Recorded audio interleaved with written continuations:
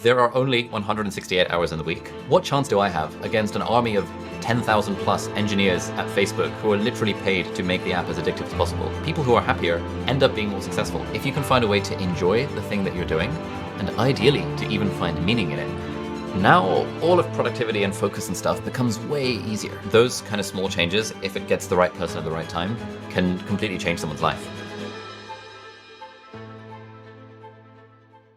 As I was mentioning, Feel Good Productivity, your latest book, we've been very inspired by this book and by the principles of it. So really amazing to have you. And also, I think you're using Opal, maybe? Every day it kicks in and it stops me from going on Instagram, YouTube, Reddit, TikTok, anytime between like 10 p.m. and like 9 a.m., which is actually quite a large chunk of time. So now I just have to read on my Kindle instead, which has just made my life better. So thank you for that. Well, that's wonderful. Thanks so much for sharing this. That's so great. Can you take us back? What was Ali Abdaal maybe before YouTube? And what were you curious about when you were growing up? If you can look back at this time. Yeah. So when I was like 11 years old, I came across the idea that you could make money on the internet, and I just became obsessed with this idea. I was raised in a single parent household. My mum was a doctor, and in the UK, doctors don't earn very much. And so, we were never like poor or anything. But like, if I wanted to buy a PlayStation game, I would have to save up from like birthdays and Eids. And then I got a part-time job. And the thought that I could make money on the internet and maybe buy myself a new monitor and maybe even 2 monitors on my desk, like I was like, whoa, this is life-changing.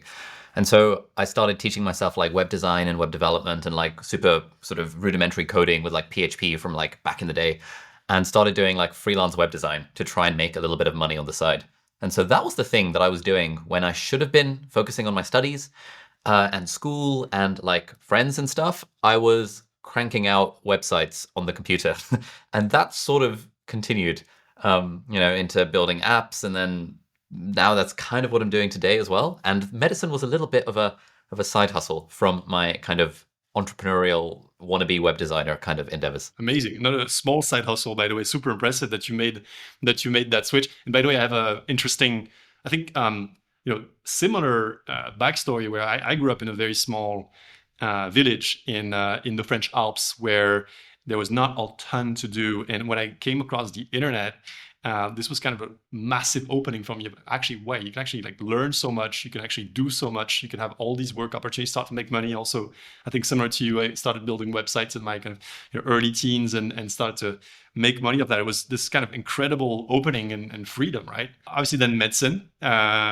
came about. And how did that fit in the picture? In the UK, at age 16, you pick your subjects and things like that.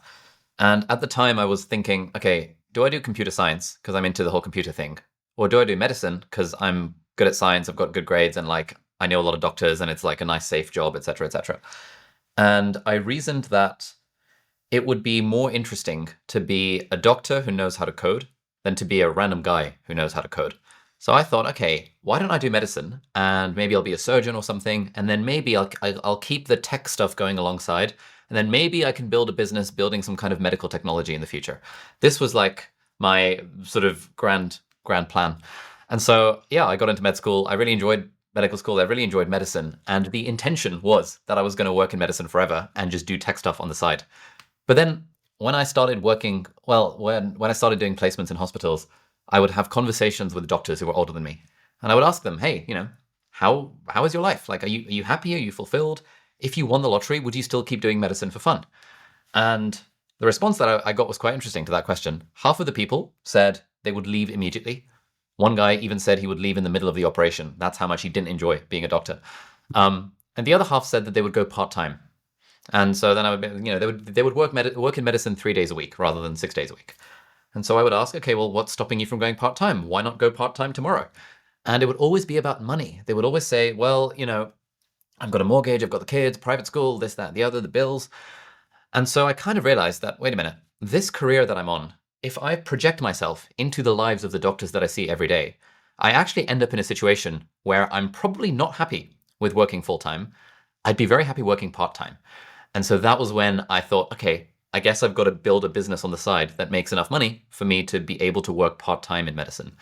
And that was when I kind of started doing the website stuff. Probably like seriously, I built like an online question bank for medical school applicants. You know, partnered with my brother, and he was doing the front end. I was doing the back end in PHP. He was building in React, and we built this thing that was making some money. And so throughout medical school, I was sort of hustling in the evenings, trying to build this like business, in the hope that at some point in the future I'd be able to go part time. And that was actually where the interest in productivity started, because medical school is actually kind of hard.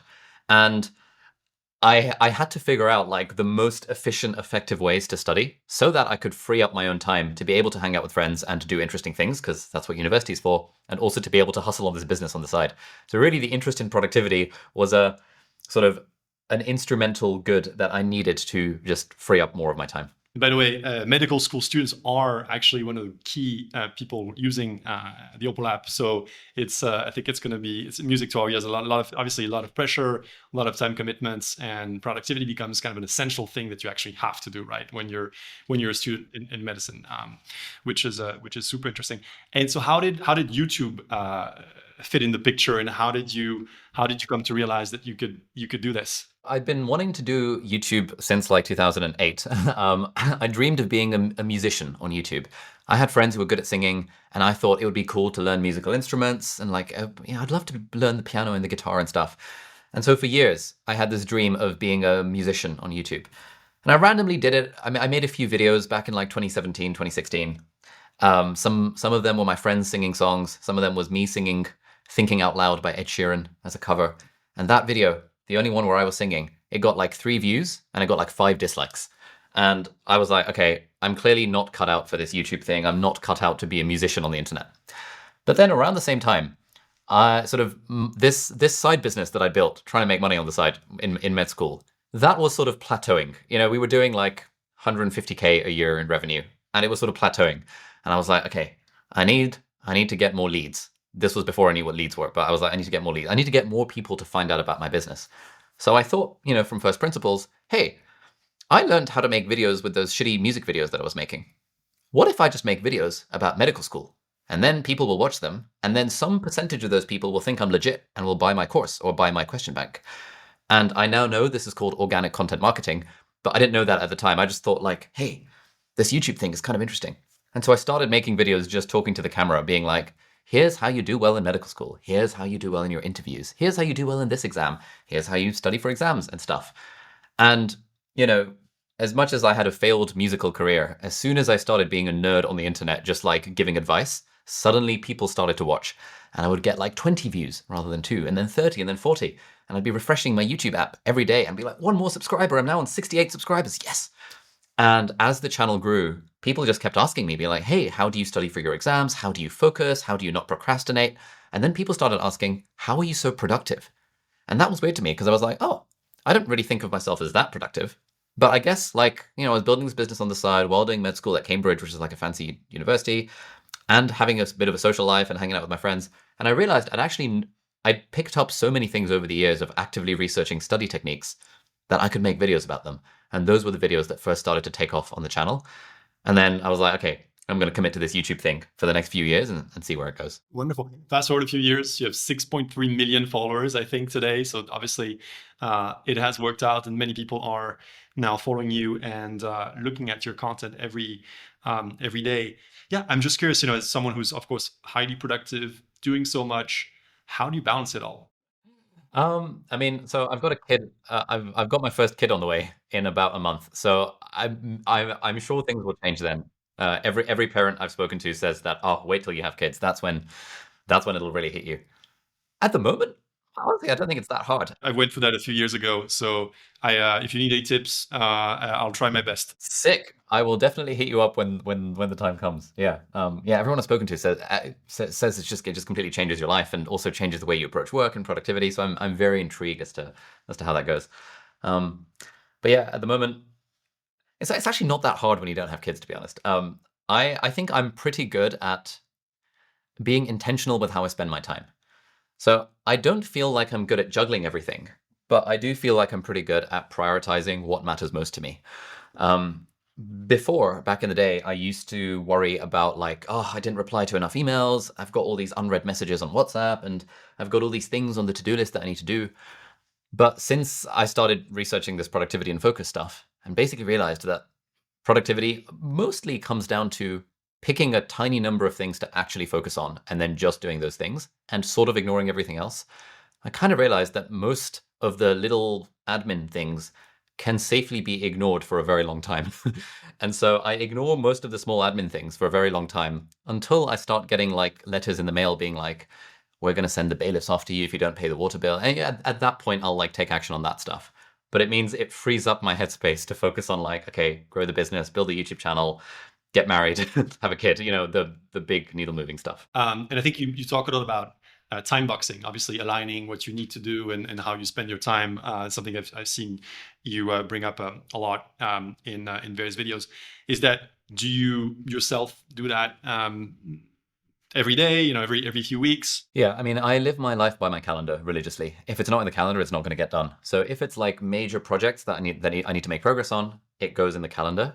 If it's like small things that are, I sort of think of my to-do list as a my to-do list. I put it on the list and I think, you know what, I might do this at some point. But if it's something I absolutely have to do, it has to go in the calendar. Otherwise, it's not going to get done. I also really swear by a technique called the ideal ordinary week, where every few months I will just look at my calendar and I'll ask myself, what does my ideal week look like? And I'll make a blank Google Calendar called Ali's Ideal Week, and I'll just block out like, okay, in my ideal world, I'd be waking up at 7, I'd be sleeping at 11. From 7 till 8, I'd be doing morning routine. From 8 till 12, I'll be doing 4 hours of focused deep work. From 12 till 2, I'll be having lunch with my wife, and then I'll go to the gym, and then I'll do 3 hours of more work, and then Opal will kick in at 10 p.m. to stop me from going on social media, and I'll craft that into like this ideal week Google Calendar. And I'll put in things like, Wednesday and Sunday evenings are date nights. And like Saturday evening and Monday evening is like social dinner where friends come over for something or other. And I'm taking Muay Thai lessons, so I'll put them in. And I'm taking squash lessons, so I'll put those in. And that's good because, there are only 168 hours in the week.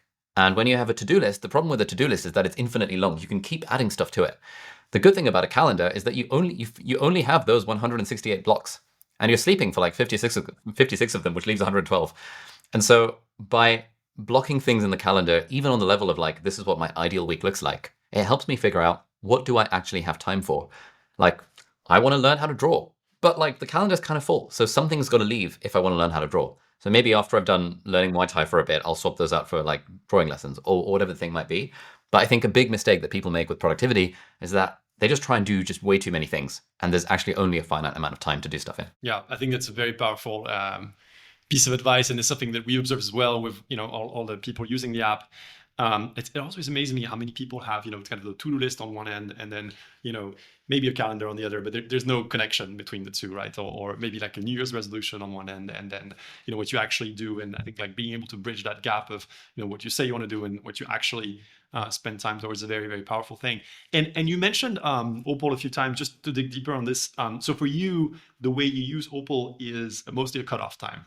Is that right? Yeah, I didn't. So when a friend first recommended me Opal, and I didn't think I needed it, I was like, I'm the productivity guy. I don't need an app to tell me not to go on Reddit at 11 p.m. And then I would find myself going on Reddit at 11 p.m. and like watching YouTube videos, sometimes until 2 in the morning. And then I would wake up the next day feeling kind of like groggy and thinking, do I remember anything about what I scrolled last night for 3 hours? Did it have any value to my life? And I thought, no, it doesn't. It doesn't have any value to my life. I don't even remember it the next day. So all I'm doing is sacrificing 3 hours of sleep for the sake of random scrolling on Reddit and YouTube. What's the point of that? And then I thought, you know what? Let me just remove the decision from my own head. I'm in favor of the whole, I pretty much wear the same thing every day. I eat the same food every day. I go on the same walk every day. Minimizing sort of decisions is something that I've been doing for a long time. But for some reason in the realm of technology, I didn't take that seriously. And then I found Opal. I was like, oh, great. I'll just set the cutoff time so that it's not even an option. The option is out of my hands. And so sometimes I'll be watching a YouTube video, the clock will hit 10 p.m. and it'll say, oh, Opal says no. And I'll be like, ah, and I'll feel that annoyance. I'd be like, God damn it, Kenneth. And then I'll think, thank you. This is good. I can now wipe and then get ready for bed or something like that. Removing the decision is a very important one, right? And this is something that I think a lot of people have a certain amount of shame, perhaps, and also blame themselves for a lot of the behavior online. I think it's something that you touch upon, very brilliantly in your latest book about bringing joy back to productivity and not necessarily shame. That's kind of the opposite. But I do think that for most people, they have this reaction of saying, it's my fault if I don't do this, or I'm to blame. I'm the one to blame if I'm, scrolling past 10 p.m. But obviously, we all know that these apps have been built by pretty smart people who, have developed pieces of software that are habit forming and quite addictive. And so I think it'll be reassuring for many people to hear that even the productivity guy needs a tool as well and a system to be able to do this. It's not just pure kind of sheer willpower, right? Yeah, that's the thing, and there's all this stuff about, is willpower a depletable resource? People have different opinions on this. The studies are inconclusive, but to me, willpower is sort of a depletable resource. And so I'm like, if I can just find ways to not use my willpower, especially when, as you say, like, what chance do I have against an army of 10,000 plus engineers at Facebook who are literally paid to make the app as addictive as possible? Like, what are my chances with my brain that's been evolved for, like, a world that's very different to the world that we're actually living in? So yeah, I just love taking decisions out of my life and finding a way to systemize the thing that I know my higher self wants me to do. Yeah, that's beautifully said. And that's something that I follow your advice on a lot, and I experience that as well. I'm also a user of my own product, and I think it's become quite essential because it's also, I think, the alternative, which is not participating in the world of, let's say, social media or content or news. Is probably too much of a step, and there's also there's so many great things on these tools, which makes it difficult, right? It's like you actually do want sometimes people to go on Reddit, but not just all the times, right? What would you say today is the greatest issue in terms of productivity, or perhaps the greatest source of distraction? I think the easy answer would be the social media apps, but I think there's something deeper, which is, I think a lot of people are working on stuff that they really just don't care about. And when you're working on something that you really don't care about, whether it's that your parents have made you do a degree, or your school is making you study a subject that you really don't care about, but it's a required subject to get to the thing you really do care about, or you're in a job where you really don't care about it. In that world, like, it is genuinely really hard to focus on something if your heart is not in it. It's genuinely really hard to focus if you're having to force yourself to do it. One of the big insights that I kind of came across, which is kind of why I wrote my book, is that enjoyment is efficiency. To quote a friend of mine, Joe Hudson, who kind of talks about this a lot, like, if you can find a way to enjoy the thing that you're doing, and ideally to even find meaning in it, now all of productivity and focus and stuff becomes way easier. It becomes way easier to do something when you're actually enjoying it and when you can find meaning in it. Easier said than done, but in this moment right now, anyone watching or listening to this, you could just ask yourself, what can I do to make this thing I'm doing 10% more enjoyable? How might I bring 10% more enjoyment to watching this interview or listening to this? How might I bring 10% more enjoyment to my work? I literally have a screensaver on my phone where the whole, like, what it says is, what would this look like if it were fun? That's kind of one of the post-it notes I used to have on my desk when I was working as a doctor, and then in the early days of the YouTube channel. What would this look like if it were fun? And asking ourselves the question, what would this look like if it were fun? I find that that's generally a pretty good way to get to the thing actually becoming just a little bit more enjoyable. And when it's more enjoyable, we're a lot less likely to get distracted. That's super interesting. So enjoyment is productivity. And how did you discover this? Yeah, so at university, I did an extra degree in psychology because as part of medical school, you could do an extra thing, and within that, I did a lot of reading around like the field of positive psychology. Like, how do you not just not just how do you cure someone with depression or schizophrenia, but more like how do you flourish as a human and stuff. And I came across a couple of these theories in the world of positive psychology that basically showed that enjoyment equals all the good things. There's a book called The Happiness Advantage by Sean Acker, who's like a Harvard professor on happiness and stuff, who basically found that it's not that people who are successful are happier because they're successful. It's actually the other way around. It's like people who are happier end up being more successful. And I always thought, that's interesting. I realized that in my time in med school, the times where I did the best were when I was enjoying the work the most. And I would find ways to enjoy the work by getting my friends together in a library together so we could all study together. And we would all do the Pomodoro technique together. And we would all have the same music playing in the background. And we would take a break every 25 minutes and have a conversation for 5 minutes and then resume. And we'd hop to different libraries and coffee shops to change up the scenery. And I would just find whatever lever I could possibly pull to make the memorization of boring ass medical stuff just a little bit more enjoyable. And I found that that helped me sustain it and helped me actually enjoy my time at university. So then I sort of carried this forward through the rest of my life. I did a bunch more research into the science behind this when I was researching my book. But like, yeah, I just so strongly believe that when we are enjoying the thing, distraction becomes a lot easier to deal with and focus becomes a lot easier to make happen. Yeah, and I'm so aligned with this. And I think a lot of the ethos that we put inside the Opal app, is really based on that as well. We try to bring, some joy in various parts of the app and the experience, through either like the block screens or, the little gemstones that you can unlock at different times. We also have a leaderboard, by the way, and I don't know if you know this, Ali, but I checked this morning and you are number 2 on my personal Opal leaderboard for most focus hours recorded. So Really? congratulations. Nice. Thank you. This depends on like who you have, as friends in your app. So, but yeah, a little friendly competition also, hopefully making it a bit joyful. But we try that. No, it is very nice. I love the gems and the points and all of the little haptic feedback that you guys have put in. It's just, it's really well done. I really appreciate it. And I'm super excited also that you're, venturing as well in the world of app building and creating more products. And maybe, to close this off, I wanted to talk to you about just a hope for the future. Now, you obviously have a lot of influence. You've helped so many different kinds of people achieve so much more. What impact do you hope your world will have on the world in the coming years? So when I was 18, I discovered Tim Ferriss's book, The 4-Hour Workweek, and it completely changed my life because it opened my mind to the possibility that there was another way to live compared to the way that I'd sort of been conditioned by society to live. It opened my mind to this idea that like you can in fact build a business that makes passive income and you can automate stuff and you can in fact live a quote rich life even if you're not that rich, because like what's the point of being rich anyway? It's like, all of this sort of stuff. And that book, the way I think of it looking back is that just reading that book at the right time nudged my life trajectory into a completely different path. And a big part of why I still do YouTube videos and enjoy the idea of continuing to write books and even making building apps, of which Opal is a big inspiration, is because if my stuff can be that nudge for someone, whether it's helping nudge their way towards getting better grades in school or at university, or to starting a YouTube channel, or to starting a business, or to realizing that the career they're in is not actually the one they want to be in, and actually it's okay to take a break and do something different.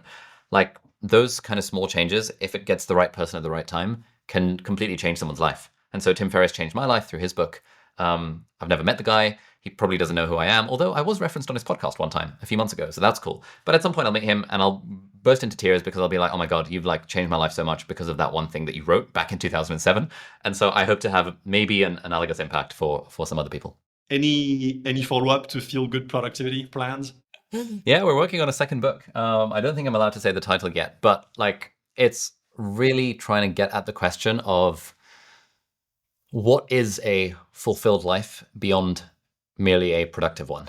I think productivity, as much as I like to try and broaden the definition to be quite holistic, productivity, most people think of it in a very sort of work-oriented way.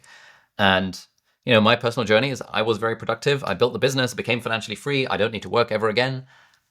And then what?